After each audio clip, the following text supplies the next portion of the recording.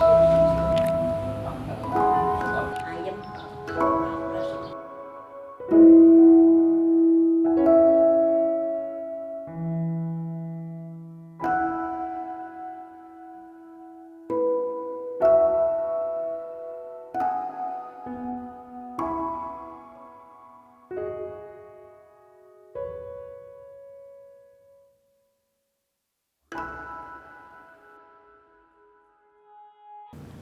Kalau pertama-tama awalnya itu saya tidak ada maksud untuk menjadi pejuang apa itu, sama sekali belum ada pikiran seperti itu.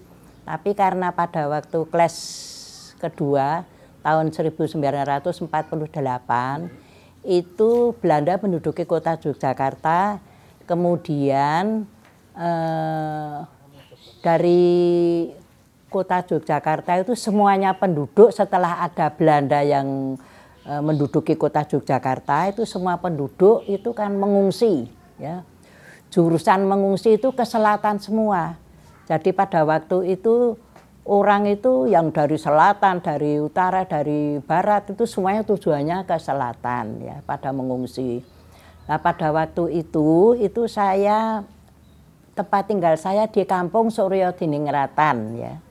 Di Suryo Dininggratan itu kebetulan sebelum Belanda datang kurang 2 bulan kira-kira ya, itu di sana itu di kampung saya itu mendirikan kursus PPPK yang seperti kepanduan itu loh kalau sekarang ya, kalau anak-anak sekolah itu seperti kursus kepanduan itu. Jadi diajari gimana caranya orang menolong orang yang pingsan apa itu ya.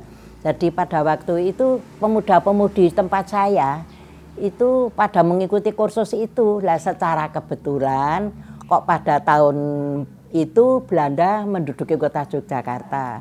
Lah kemudian punya runding bagaimana kalau kita itu caranya tidak cuma ikut mengungsi orang tua, tapi kita bisa ikut mendharma baktikan kita itu untuk menolong para pengungsi yang membutuhkan pertolongan kita. Nah pada waktu itu ya kok kebetulan semuanya lakinya itu putranya 3, perempuannya 5 ya. Itu kemudian pada ngomong gimana? Oh ya kalau saya setuju, jadi tidak usah ikut mengungsi orang tua, tapi kita menduduki itu loh. Di mana itu? Gedung Krapyak itu loh. Nah, kita ke Gedung Krapyak itu ada 8 orang ya di sana. Kemudian tugas kita itu ya cuma berhubung di sana itu banyak sekali orang yang mengungsi ya. Kita itu kok ya sudah punya pikiran ambil obat-obatan yang masih ada di kampung kita. Itu di RW itu masih ada obat-obatan ya cuma sederhana seperti aspro, seperti apa-apa itu ya kita bawa. Kita menduduki di mana itu di Gedung Krapyak. Ya tugas saya itu cuma menolong itu orang-orang yang misalnya orang tua yang sudah tidak bisa jalan, yang ada yang masuk angin, ada yang apa-apa itu ya tugas saya cuma itu. Nah setelah ada berapa hari di situ, kebetulan kota Yogyakarta itu mendapat bantuan tentara dari Gombong ya, yang dipimpin oleh Bapak Komarudin itu. Nah, terus Bapak Komarudin itu datang ke Gedung Krapyak itu menanyakan kepada saya dan kawan-kawan, ini ada apa ya gitu. Saya ngomong kalau ini tugas saya itu begini, cuma mau menolong orang-orang itu Pak. Oh kalau begitu ini nanti yang tanggung jawab siapa? Pak Komar bilang gitu. Karena Belanda sudah sampai di Plengkung Gading. Belandanya itu sudah naik di Plengkung Gading itu malah sudah pasang mortir itu arahnya ke selatan semua mortir itu ya. Terus Pak Komar bilang sebaiknya ini anak-anak ini jangan pada di sini, gabung saja di tempat saya gitu loh. Terus saya ngomong-ngomong sama teman-teman saya yang sudah agak tuaan ya, setuju. Kemudian kita datang ke markasnya Pak Komar pertama kali di Desa Pelem Sewu. Itu pertama kali saya menggabung.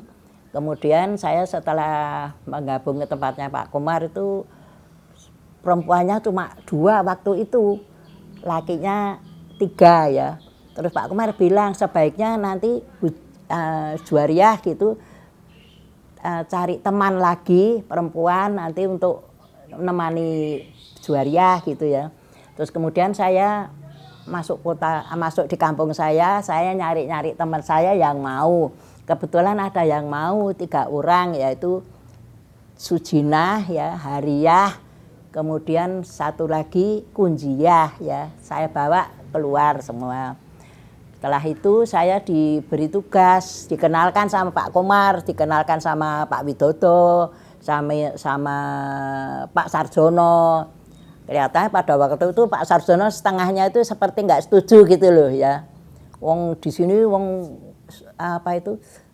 tempat putra-putra ya, tentara-tentara sini kok ada anak perempuan yang masih muda-muda gini, mana nanti enggak ada akibatnya itu enggak gimana gitu. Tapi Komar itu bilang, sudah nanti saya yang tanggung gitu, enggak apa-apa, nanti di sini nanti saya didiknya. Kemudian betul di situ ya dipelajari sholat, dipelajari ngaji, pokoknya seperti itu ya. Terus saya diberi tugas waktu itu, setelah sudah ada 1 bulan 2 bulan, saya diberi tugas untuk masuk kota ya. Kalau masuk kota itu kata Pak Komar disuruh mencari obat-obatan, kalau punya kenalan-kenalan yang dulu kerja di rumah sakit. Kebetulan waktu itu saya punya kenalan namanya Pak Joyo. Pak Joyo siapa saya? Joyo Bermoro ya. Itu dulu mantri verpleger di rumah sakit DKT ya waktu itu. Saya temui Pak itu ya, Pak Joyo itu sanggup membantu memberikan obat-obatan. Sudah 1 ya itu. Kemudian saya diperkenalkan sama Pak Joyo itu sama dokter Tarto, nah, dokter Sutarto dari DKT. Itu saya juga disanggupi untuk membantu obat-obatan dokter Tarto. Masih lagi saya nyari-nyari ya siapa yang mau membantu obat-obatan. Saya diperkenalkan lagi sama namanya dokter Kardi, Sukardi dari ini, Bintaran. Sekarang rumahnya masih ya.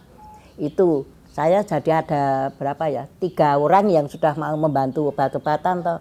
Nah ini saya sudah hayem ya, saya lapor sama Pak Komar sudah ada yang membantu 3 dokter gitu loh ya. Terus sudah gitu, jadi saya kalau masuk kota saya selalu sudah disediakan obat-obatan sama dokter-dokter itu ya. Disediakan obat saya bawa keluar.